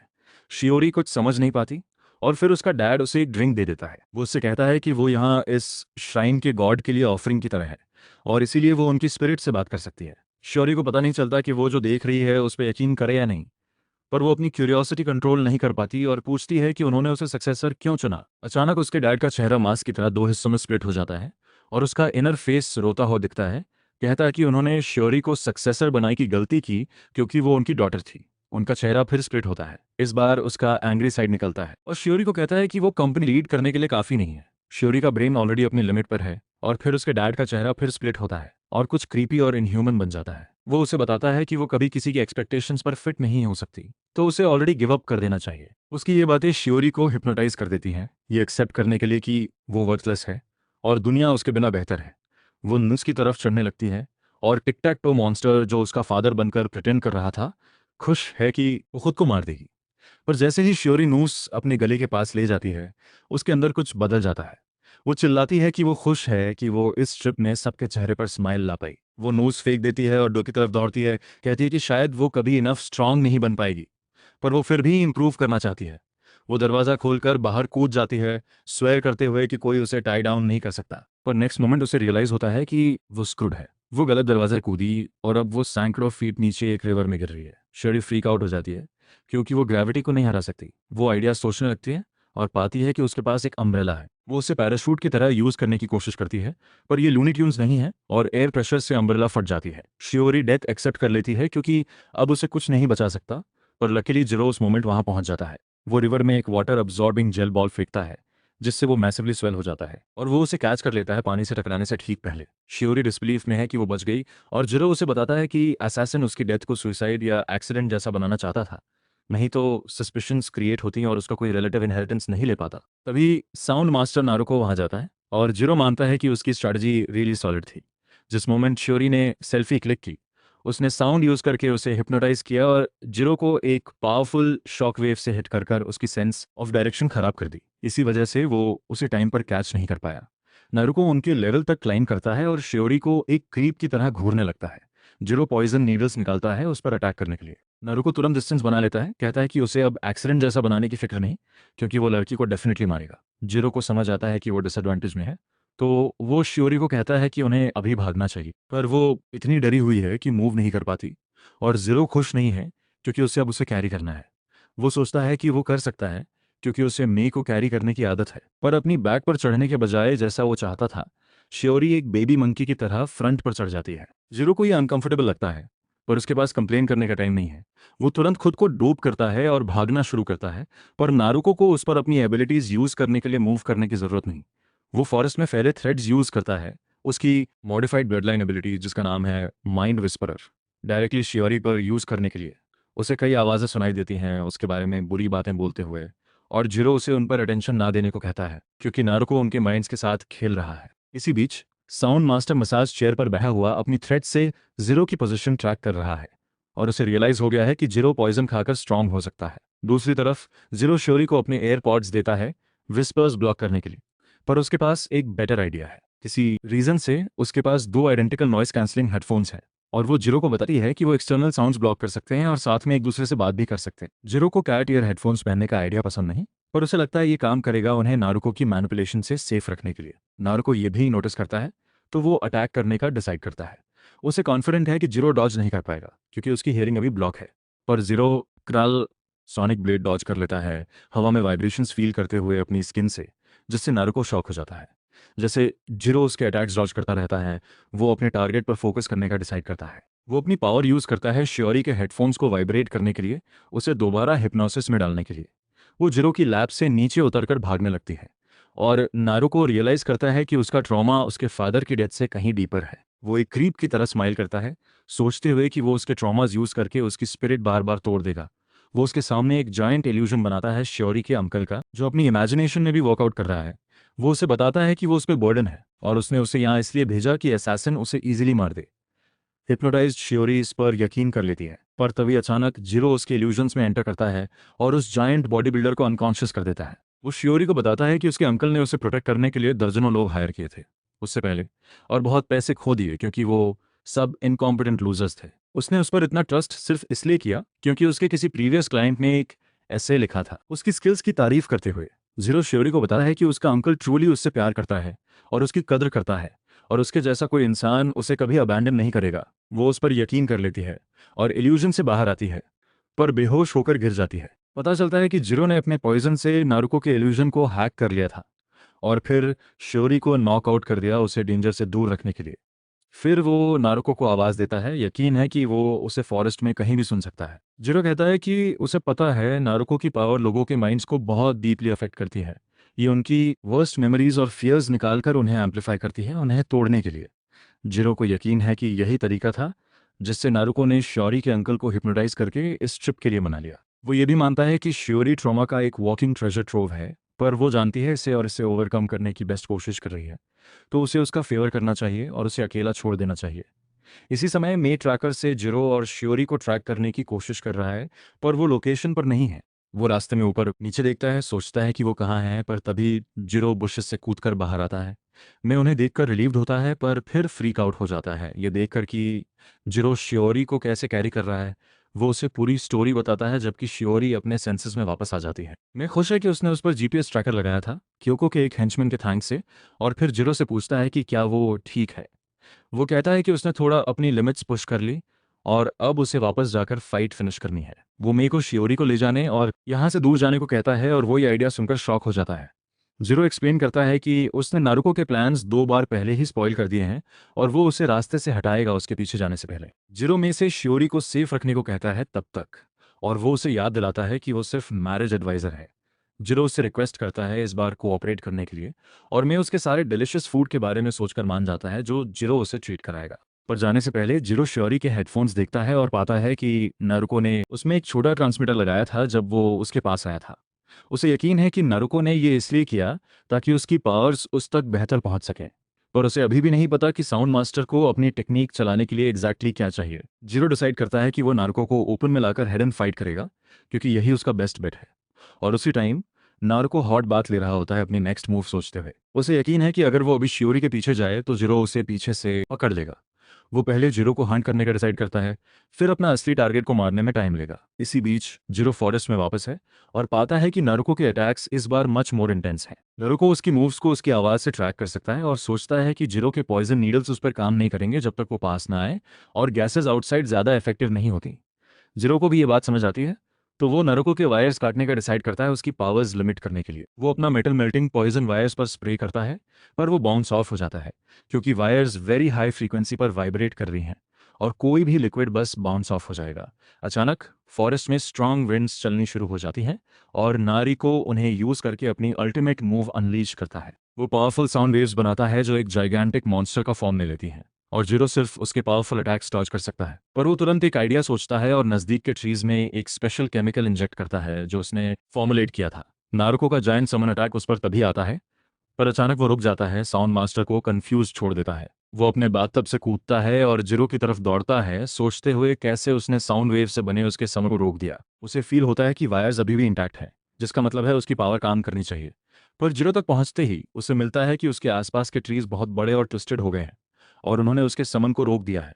नारुको समझ नहीं पाता क्या हो रहा है, तो जीरो एक्सप्लेन करता है कि उसकी मेडिसिन प्लांट्स को बहुत जल्दी ग्रो कराती है, जो उसे नारुको की टेक्निक डिसरप्ट करने के लिए चाहिए था। वो बताता है कि नारुको के वायर्स को प्रिसाइजली फाइन ट्यून रहना चाहिए काम करने के लिए, और अगर ट्रीज ग्रो करते रहें तो वायर्स प्रिसाइज नोट्स प्ले नहीं कर पाएंगी। जीरो कहता है कि वो अब अपनी फाइट जल्दी खत्म कर सकते हैं, पर नारुको उसे बताता है कि उसने ऑलरेडी शियोरी को मारने का प्लान चालू कर दिया है। उसका जायंट समन सिर्फ दो मास्टर्स को नहीं बल्कि सबको कैंप में दिखता है और उसे देखना ही सबको ट्रांस में डाल देता है। वो चीखने लगते हैं और डरते हैं कि वो मर जाएंगे क्योंकि उन्होंने माउंटेन के गॉड को गुस्सा दिलाया है। उन्हें लीड करने वाला सीनियर कहता है कि वो ट्रेडिशन फॉलो करेंगे और गॉड को खुश करने के लिए एक सैक्रिफाइस देंगे, और न्यूबीज से अपने आईडी कार्ड्स निकालने को कहता है ताकि वो सबसे यंगेस्ट को सैक्रिफाइस कर सकें।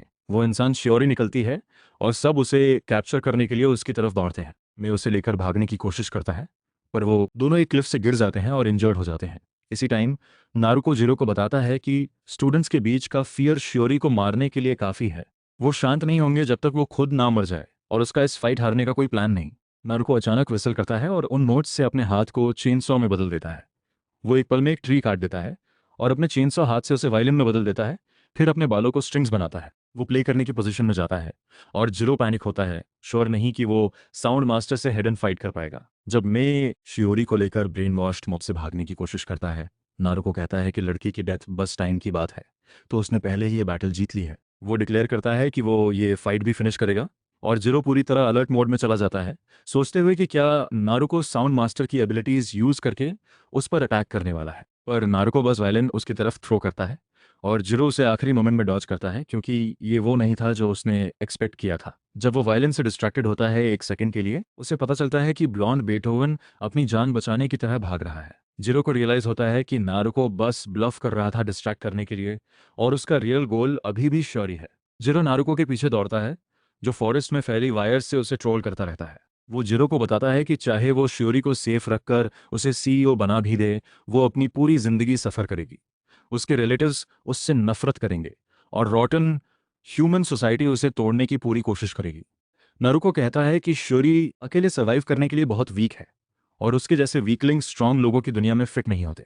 उसे अपने चाइल्डहुड का ट्रेनिंग पार्टनर याद आता है, जो उससे बहुत वीकर था पर सबसे ज़्यादा हार्ड वर्क करता था। नारुको हमेशा उसका मजाक उड़ाता था और आखिर में उसके पार्टनर की एक मिजरेबल डेथ हो गई। जीरो उसकी इस बकवास से बोर हो जाता है और पूछता है कि क्या वो डर रहा है। वो नारुको को याद दिलाता है कि श्योरी ने उसके इल्यूजन्स ब्रेक कर दिए थे, चाहे उसने उसके वर्स्ट ट्रॉमा पर प्ले किया, जिसका मतलब है वो उन जैसे लोगों से मेंटली स्ट्रांग है। नारुको इस आइडिया पर स्कॉफ करता है, पर तभी उसे कुछ ऐसा नोटिस होता है जो उसका सारा अटेंशन जीरो और उसके मिशन से हटा देता है। उसे हीलिंग पार्टिकल्स का एक पडल स्मेल आता है जो ट्रीज रिलीज करते हैं, और वो तुरंत उसकी तरफ दौड़ता है क्योंकि उसे ये सबसे ज़्यादा चाहिए। वो सोचता है कि साउंड मास्टर की टेक्निक्स डायरेक्ट कॉम्बैट के लिए नहीं बनी है और उसे अपनी पावर पूरी यूज़ करने के लिए पीक शेप में रहना चाहिए, और ये हीलिंग पार्टिकल्स उसे लॉन्गर टाइम तक पीक पर रखेंगे। वो पुडल के ऊपर कूद जाता है और रूल करते हुए सोचने लगता है कि वो फाइट के बाकी हिस्से के लिए कैसे प्लस अल्ट्रा जाएगा। वो सारे हीलिंग पार्टिकल्स अपने अंदर स्निफ कर लेता है और अपनी पूरी स्ट्रेंथ अनलीश करने के लिए रेडी होता है, जब अचानक उसे लगता है कि उसका बॉडी लिम्प हो रहा है। उसकी विजन हेजी हो जाती है और उसे रियलाइज होता है कि उसने जो सूंघा वो हीलिंग पार्टिकल्स नहीं था, बल्कि एक पॉइजनस गैस थी जिसमें वैसी ही स्मेल थी। नारुको को समझ आता है कि जिरो ने प्रिडिक्ट कर लिया था उसे अपनी टेक्निक चलाने के लिए क्या चाहिए, और उसने यह ट्रैप बिछाया। लकीली उसे अभी ज़्यादा डैमेज नहीं हुआ पॉइजन से, और वो डिसाइड करता है योगा ब्रीदिंग से सारी पॉइजनस गैस एक्सहेल करने का। पर जिरो उस मोमेंट एग्जैक्टली वहाँ पहुँच जाता है और नारुको की तरफ दौड़कर उसके मुंह को वाटर अब्जॉर्बिंग पॉलीमर से प्लग कर देता है ताकि वो एक्सहेल ना कर पाए। जिरो को समझ आता है कि नारुको की कुछ स्ट्रिक्ट कंडीशंस होंगी अपनी पावरफुल एबिलिटीज़ यूज़ करने के लिए, और उसने गेस कर लिया कि उसे अपना बॉडी कॉन्स्टेंटली हील करना ज़रूरी है उसकी पावर अनलीश करने के लिए। यही वजह है कि उसने हीलिंग पार्टिकल्स का पूल ढूंढा और उसमें पॉइजनस गैस मिक्स कर दी, क्योंकि एक पॉइजन मास्टर यूं ही फाइट करता है। फिर वो नारुको को पूरी स्ट्रेंथ से पंच मारता है, उसके लंग से एयर निकाल देता है और उसे फाइट करने में अनेबल कर देता है। पर साउंड मास्टर अभी खत्म नहीं हुआ, और वो स्मगली स्माइल करता है क्योंकि उसने जीरो से झूठ बोला था कि उसे हराने से मास हिस्ट्रिया रुक जाएगी। कैंप में वापस ब्रेन वॉश्ड स्टूडेंट्स अभी भी शौरी को ढूंढ रहे हैं, और जब वो नहीं मिलती वो और ज़्यादा पैनिक होने लगते हैं। वो नेक्स्ट यंगेस्ट पर्सन को अपना सैक्रिफाइस बनाने के लिए ढूंढने लगते हैं।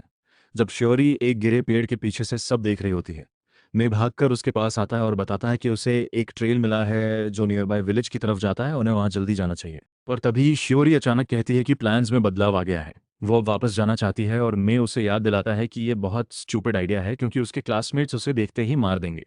पर श्योरी वापस जाने पर डिटरमाइन है, क्योंकि अगर वो खुद को बचाने पर फोकस करे तो कोई और मर जाएगा। वो कहती है कि अगर क्लासमेट्स किसी को सैक्रिफाइस कर दें तो उन्हें जिंदगी भर पीटीएसडी होगा, और थेरेपी एक्सपेंसिव होती है। उसके पास एक आइडिया है जो उन्हें किसी को सैक्रिफाइस करने से रोक सकता है, और मैं उसे रोक नहीं पाता। जल्दी ही उसके क्लासमेट्स अपने नेक्स्ट टारगेट को एक क्लिफ पर ले जाते हैं उसे लोकल गॉड को सैक्रिफाइस करने के लिए। पर तभी श्योरी एक विच की तरह ड्रेस करके वहां पहुंच जाती है।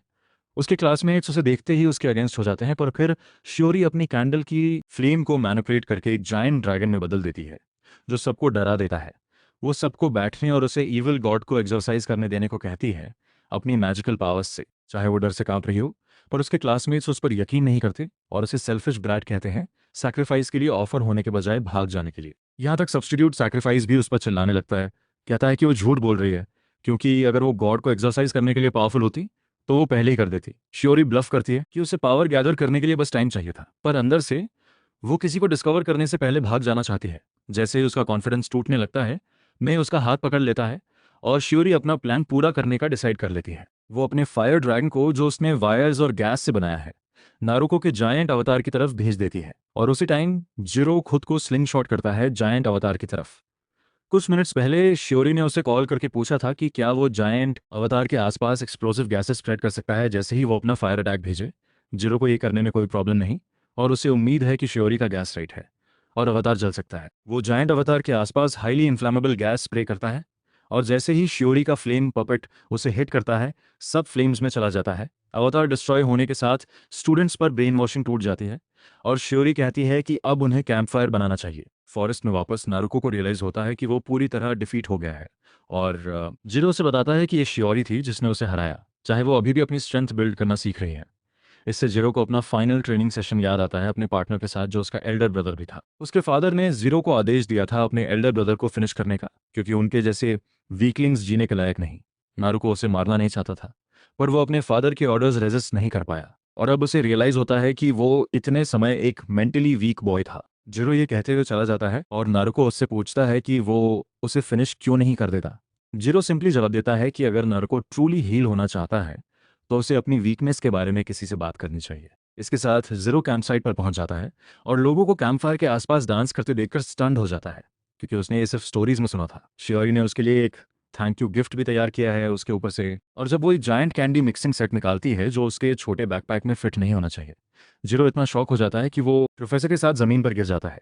मैं उससे पूछता है कि क्या वो ओवर रिएक्ट कर रहा है, और जिरो उसे बताता है कि वो कैंडी मिक्सिंग सेट दुनिया का सबसे बड़ा है। नेक्स्ट मॉर्निंग सब अपनी पिछली रात की हेजी मेमोरीज के साथ उठते हैं। वो मानते हैं कि उन्होंने एक ड्रीम देखा जिसमें श्योरी ने एक मॉन्स्टर से फाइट की, जिरो की बनाई मेडिसिन की वजह से। जल्दी ही श्योरी का अंकल उसे ले आता है अपने हेलीकॉप्टर में चिनअप्स करते हुए। हेलीकॉप्टर के अंदर श्योरी जिरो को सब कुछ के लिए थैंक करती है और उसे हेड पैड देने की कोशिश करती है, पर वो अल्ट्रा इंस्टिंक्ट से बच जाता है।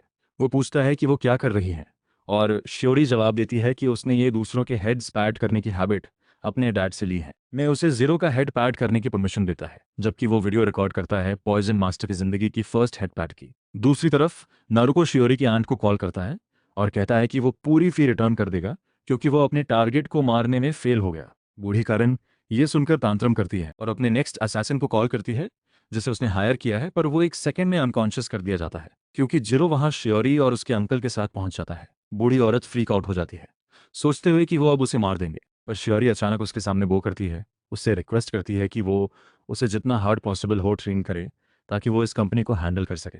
आंट को समझ नहीं आता श्योरी के हेड में क्या चल रहा है, तो वो अपनी बात एक्सप्लेन करती है। श्योरी को पता है ये कंपनी उसकी आंट के लिए सब कुछ है, जिसने अपने डैड के साथ इसे हार्ड वर्क से बनाया। वो उससे हेल्प मांगती है इसे फ्यूचर में चलाने के लिए, और बूढ़ी औरत को याद आता है कि उसके ब्रदर ने उससे कहा था कि अगर श्योरी प्रॉमिस दिखाए तो उसकी देखभाल करे। वो आखिर में मान जाती है और श्योरी को ट्रेन करने को राजी हो जाती है, जो ये सुनकर बहुत खुश होती है। वो जिरो और मे को थैंक करने के लिए मुड़ती है, पर वो ऑलरेडी जा चुके होते हैं।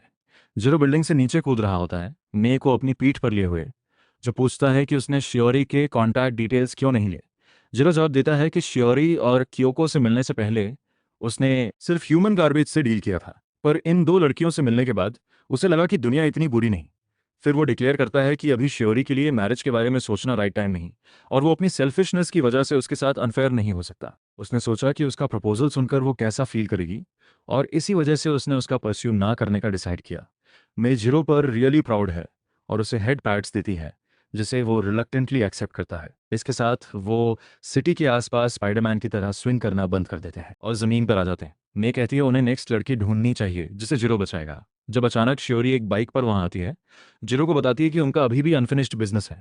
अनफिनिश्ड बिजनेस से उसका मतलब है तीनों की एक लास्ट ड्रिंकिंग पार्टी। एक टोस्ट करने के बाद श्योरी कॉन्वर्जेशन शुरू करने की कोशिश करती है, पूछती है कि क्या उसने एक पॉपुलर टीवी शो देखा है जिसके बारे में उसे कोई आइडिया नहीं। बातें ऑकवर्ड होने लगती हैं, तो जिरो श्योरी को बताता है कि उसने पिछले वीक एक शार्क राइड की, जो उसे कंफ्यूज कर देता है और सब और ऑकवर्ड बना देता है। मैं ये देखकर पैनिक होने लगता है और रियलाइज करता है कि जिरो और श्योरी इतने डिफरेंट हैं कि उनका कोई कॉमन इंटरेस्ट नहीं जिस पर वो बात कर सके। वो इंटरवीन करने का डिसाइड करता है उन्हें और दूर होने से रोकने के लिए, जब अचानक जिरो डिक्लेयर करता है कि उसके पास एक न्यू पार्टी ट्रिक है। मैं उससे रुकने को कहता है अगर ये उसके पिछले ट्रिक जैसा कुछ है, पर शियोरी उसे देखने में इंटरेस्टेड है। जिरो उनसे दूर चला जाता है और मे को उम्मीद है कि वो कुछ स्टुपिड नहीं करेगा जो शियोरी के साथ उसके चांसेस को रिस्क में डाल दे। अचानक जिरो मुड़ता है और अपनी स्लीव से एक फ्लावर निकालकर उसे ऊपर फेंक देता है। लाइट्स बंद हो जाती हैं और नेक्स्ट मोमेंट फ्लावर्स की बारिश शुरू हो जाती है। जिरो कहता है कि वो सोचता था कि सबका अटेंशन पाना ही एक ग्रेट पार्टी ट्रिक बनाता है, पर श्योरी से मिलने के बाद उसे रियलाइज हुआ कि उसे लोगों को एंटरटेन भी करना होता है। श्योरी ये सुनकर एक्साइटेड हो जाती है और अपनी कुछ पार्टी ट्रिक्स दिखाने का डिसाइड कर लेती है, और दोनों रात भर एक दूसरे को वन अपिंग करते रहते हैं। मैं खुश है कि उनके बीच आखिर कुछ कॉमन है, पर पार्टी खत्म होने तक वो फास्ट स्लीप हो जाता है। ज़ीरो श्योरी को बताता है कि उसके साथ काम करना ग्रेट था, और वो पूछती है कि क्या वो उसे फिर देखेगी। वो जवाब देता है प्रॉबेबली नहीं, क्योंकि उसका मिशन खत्म हो गया। पर श्योरी कहती है कि वो रियली ग्रीडी है। वो कॉलेज या सीईओ की जॉब मिस नहीं करना चाहती, और ना ही वो लव मिस करना चाहती है। ज़ीरो का दिल स्किप करता है ये सुनकर, पर इससे पहले वो कुछ कह पाए श्योरी का अंकल उसे घर ले जाने के लिए आ जाता है। श्योरी उसे देखकर फ्लस्टर्ड हो जाती है, पर फिर भी उसके कॉन्टैक्ट डिटेल्स मांग लेती है। और जब वो चली जाती है, जीरो पैनिक होने लगता है, सोचते हुए कि क्या वो रियली उसमें इंटरेस्टेड थी या बस फ्रेंडली थी। मैं उसे इस पर ज़्यादा ना सोचने को कहता है और अभी के लिए श्योरी के साथ एक अच्छा रिलेशनशिप बनाने पर फोकस करने को कहता है। फिर वो न्यू मिशन सेलेक्ट करना शुरू करता है और जीरो को बताता है कि संडे के लिए एक जॉब शेड्यूल है, और वो तुरंत इनकार कर देता है। मे को बताता है कि उसे उस दिन एक फ्रेंड की वेडिंग अटेंड करनी है। जीरो मे को बताता है कि उसका life long friend bug master Toshi इस संडे शादी कर रहा है। वो उसे फोटो भी दिखाता है और मे उसके चेहरे पर सेंटीपीड मार्क देखकर लोकी फ्रीक आउट हो जाता है। वो कहता है कि यही उसने सोचा था बग मास्टर का नाम सुनकर, और जीरो को वेडिंग पर फन करने को कहता है। मे भागने लगता है, पर जीरो उसे रुकने को कहता है क्योंकि तोशी ने उसे इनवाइट करने के लिए एक बटरफ्लाई भेजी है। मे को शॉक लगता है एक बटरफ्लाई को अपने पास हवर करते देखकर, पर जैसे ही वो उसे अपने हाथ पे रखने देता है, उसे पता चलता है कि उसके विंग्स पर एक पर्सनलाइज्ड इनविटेशन लिखी है। उस इनविटेशन लेटर में टोशी मे को थैंक करता है उसके फ्रेंड को लव ढूंढने में मदद करने के लिए, और उसे वेडिंग अटेंड करने को कहता है क्योंकि जीरो का कोई भी फ्रेंड उसका भी फ्रेंड है। मैं पूरी तरह बॉल्ड ओवर हो जाता है कि तोशी लेटर में कितना जेंटलमैन लगता है। और फिर जीरो कहता है कि ये फर्स्ट टाइम है जब वो किसी वेडिंग में जा रहा है और उसके पास इसके लिए राइट क्लोथ्स नहीं है। वो नर्वसली मे को बताता है कि वो अपने बेस्ट फ्रेंड की वेडिंग में ड्रिपी दिखना चाहता है, और मे खुश है कि उसका एटीट्यूड सही है इसके बारे में। वो जीरो को बताता है कि उसे न्यू वेडिंग में कोई नई लड़की मिलने का चांस भी है। उसे एक और आइडिया आता है और वो कहता है कि वो वेडिंग के लिए न्यू क्लोथ्स भी बाय करेगा और जीरो उसके बिल्स पे करेगा, पर ये पॉइजन मास्टर को पसंद नहीं आता। नेक्स्ट संडे जीरो और मे एक ब्यूटीफुल चर्च में जाते हैं क्लिफ के पास, पॉइजन मास्टर की वेडिंग अटेंड करने के लिए।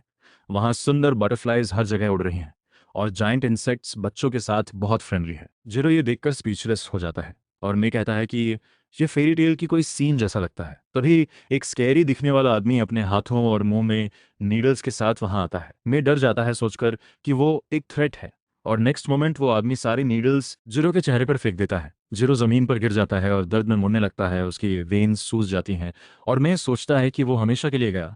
पर वो नेक्स्ट मोमेंट ही पहले से ज़्यादा रिफ्रेश्ड होकर वापस उठ जाता है। नीडल वाला आदमी उसके पास आकर कहता है कि वो बहुत टायर्ड लग रहा था, तो उसने थोड़ी एक्यूपंक्चर टेक्निक यूज़ कर दी उसे बेहतर फील कराने के लिए। जीरो उसे कैश का एक बंडल देता है, उसके चेहरे में अभी भी नीडल्स चिपकी हुई होती हैं।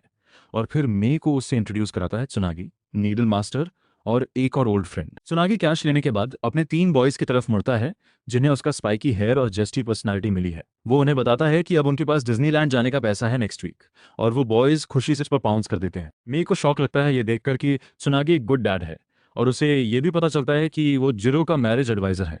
वो उस पर पिटी करता है क्योंकि उसे पता है जिरो के लिए किसी को सेट करना कितना हार्ड है। तभी 2 ड्रैगन फ्लाइज एक स्पीकर लेकर आती हैं सबको अलर्ट करने के लिए कि ब्राइड और ग्रूम आ रहे हैं। और नेक्स्ट तोशी अपनी ब्राइड को कैरी करता है जैसे एक जायंट बटरफ्लाई उन्हें एयर ड्रॉप करती है। जैसे तोशी बताना शुरू करता है कि वो दोनों कैसे पहली बार मिले, जीरो अपनी मेमोरीज में ड्रिफ्ट हो जाता है। उसे याद आता है जब वो एक हॉट ब्लडेड टीनेजर था जो ऑलरेडी अंडरवर्ल्ड के क्रिमिनल्स को निकाल रहा था। उसके पास तोशी के एक दर्जन मिस्ड कॉल्स थे, तो उसने उससे मिलने का डिसाइड किया। जीरो को लगा था तोशी प्रेस्टिजियस पॉइजन फैमिली से उनके क्लैन को बेहतर ट्रीट कराने के लिए फेवर्स करी करना चाहता है। पर तोशी इस आइडिया पर चकल करता है और उसे बताता है कि वो बस उसके साथ एक ड्रिंक लेना चाहता था।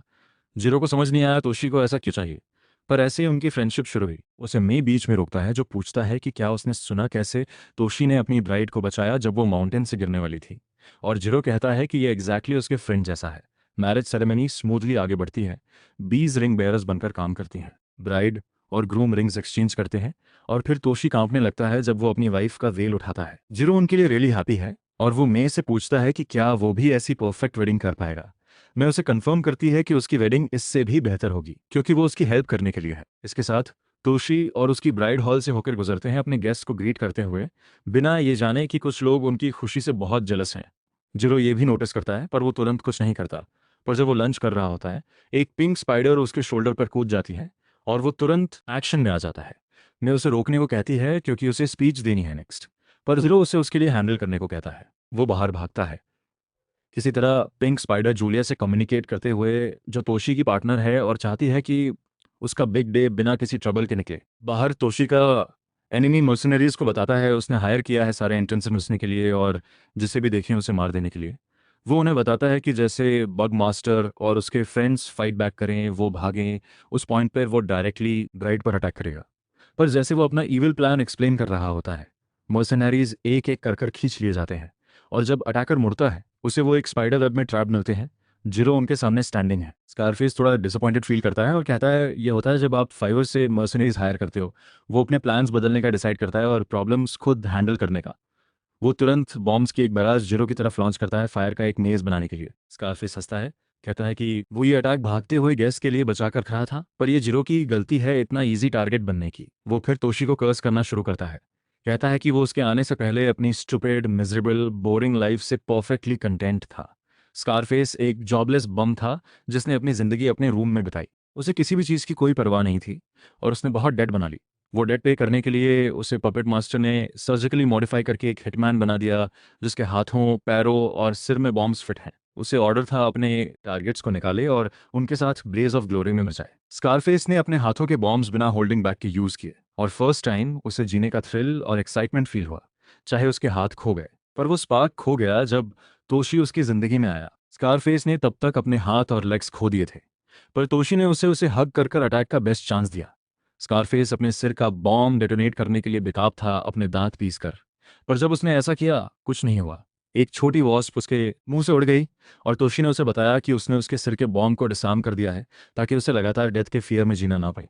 उस दिन से स्कारफेस उस आदमी से ग्रज रखता है जिसने उसका पैशन खत्म कर दिया, और अब वो उसे वहां हिट करना चाहता है जहां सबसे ज्यादा दर्द हो। उसे पपेट मास्टर से इस मिशन के लिए नए हाथ और लेग्स मिले हैं और उसे लगता है कि जीरो के जाने के बाद उसे सीधा चर्च जाना चाहिए। पर जब उसके पिछले अटैक की फ्लेम्स बुझती हैं, उसे जीरो पूरी तरह अनहार्म्ड मिलता है क्योंकि वो स्पाइडर सिल्क की एक थिक लेयर से प्रोटेक्टेड था। जिरो मे के साथ अपना कॉल खत्म करता है, उसे बताते हुए स्पीच में क्या कहना है, फिर अपना अटेंशन स्कारफेस की तरफ करता है। कहता है कि कोई नाइस गाय टोशी से ग्रज नहीं रखता, जो इस फाइट को उसके लिए रियली सिंपल बना देता है। इसी बीच मे स्टेज पर जाती है और सबको बताती है कि जिरो को टमी एक है, नर्वस होने की वजह से, तो वो उसकी जगह स्पीच देगी। बिना ये मेंशन किए कि वो इसके लिए सिर्फ इसलिए माना क्योंकि उसे एक 3 मिशेलिन स्टार रेस्टोरेंट में डिनर चाहिए था। बाहर जिरो स्कारफेस से फाइट करता है, जिसके प्रोस्थेटिक ग्लव्स में एक्सप्लोजिव्स लगे हैं। वो जिरो को इजीली पीछे धकेल देता है और कॉकी एक्ट करता है। उसे अपनी modified blood line abilities use करने को कहता है, क्योंकि वो उनके बिना नहीं जीत सकता। जिरो अपने बेस फॉर्म में उस पर चार्ज करता है और उसे ब्लिट्स करने की कोशिश करता है। कहता है कि वो अपनी ब्लड लाइन एबिलिटीज इस नोबडी पर वेस्ट नहीं करेगा। पर स्कारफेस उसके बेस फॉर्म से कीप अप कर पाता है और अपने पैरों के रॉकेट थ्रस्टर्स यूज कर कर उसे रिवर में किक कर देता है। लकीली जीरो के पास पिंक स्पाइडर है, जिसकी एबिलिटीज उसे स्पाइडरमैन बनने में मदद करती हैं। वो क्लिफ से स्विंग कर कर ऊपर आता है और स्कारफेस पर लंच करता है, जो आखिरी मोमेंट में अटैक डॉज कर लेता है। सिर्फ अपने लेग्स के आसपास एक रोप पाता है। जीरो उसे घुमाकर फेंक देता है, उसे जाने को कहता है क्योंकि वो अपने बेस्ट फ्रेंड की लाइफ के हैप्पीएस्ट डे पर ब्लड नहीं बहाना चाहता। पर puppet master constantly situation monitor कर रहा होता है और वो स्कारफेस को सेल्फ डिस्ट्रक्ट कर कर बग मास्टर को भी खत्म करने को कहता है। वो स्कारफेस के प्रोस्थेटिक्स से लिमिटर हटा देता है, उसे चर्च की तरफ आयरन मैन ऑन स्टेरॉइड्स की तरह उड़ने देते हुए। जीरो उसके पीछे दौड़ता है पर रियलाइज करता है कि वो उसे रोकने के लिए फास्ट नहीं। इसी बीच स्कारफेस चर्च पहुंच जाता है और टोशी को ब्लो करने के लिए रेडी होता है। पर जैसे ही वो उसकी ब्राइट स्माइल देखता है, वो अपनी मोटिवेशन खो देता है। वो सोचता है कैसे अंडरवर्ल्ड में इतना डीप कोई इंसान एक एनिमी को इतनी केयरफुली हक करने जैसा काइंड हो सकता है। टोशी की काइंडनेस उसके दिल की सारी हेट्रेड भुला देती है और स्कारफेस पपेट मास्टर के ऑर्डर्स इग्नोर करते हुए स्काई की तरफ उड़ जाता है, चर्च को ब्लास्ट करने के बजाय।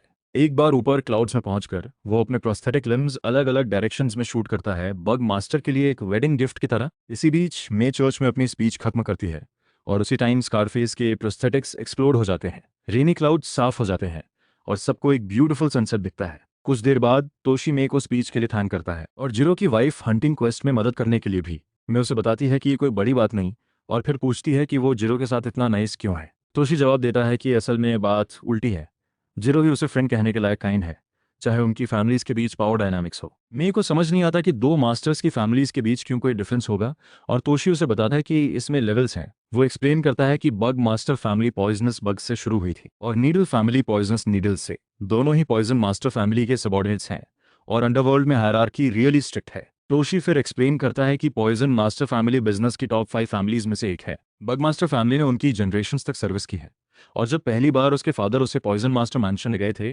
वो लिटरली स्वेटिंग और टेरिफाइड थे अपनी जान के लिए। उन्होंने उसे बताया कि वो पॉइजन फैमिली की मर्सी पर जीते हैं और अगर वो सर्वाइव करना चाहता है तो उसे जो भी वो कहें वो बिना सवाल किए मानना चाहिए।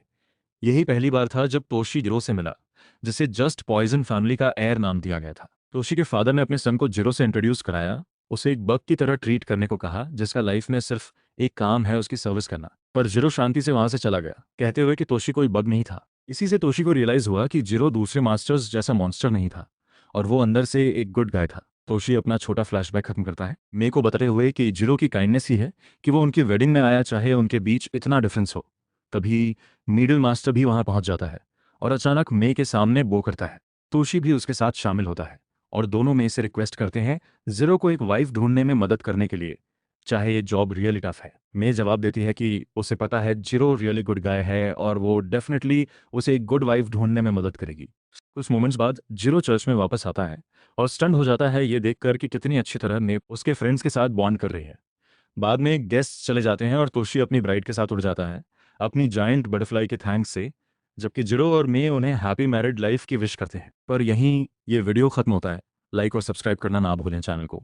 देखने के लिए थैंक्स और नेक्स्ट टाइम फिर मिलेंगे।